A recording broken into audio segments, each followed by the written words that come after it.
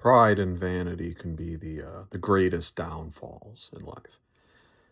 Because, when we fall short of what we think we should be, or we we perceive ourselves to fall short of what we think we are supposed to be, and what we think on some level, what we think life owes us, uh, then the natural temptation, I find anyway, is to lash out, to try to, like, to be angry at the world for um puncturing my bubble of like, my self-image. When I think that something happens, and I don't know if I'm describing this well, but when something happens that basically makes me feel bad about myself, makes me feel like less than what I think I should be, or I feel like I failed in some kind of some kind of test, or feel like you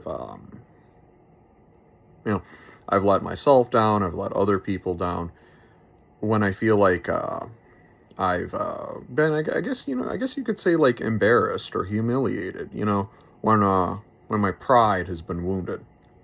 I find personally that that's when I'm at my weakest. That's when I'm at my worst. That's when I'm most vulnerable to the lesser angels of my nature, or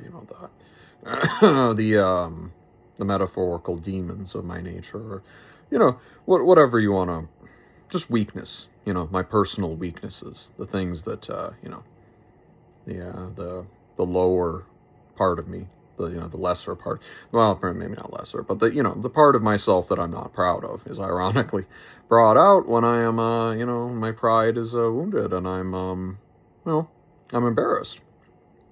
And I think that's my personal experience, and I don't know to what extent that applies to everyone else. I think that's a common human failing tendency. Um, I don't know that everyone is like that. I don't know, if most people are like that, but I think a lot of people are like that.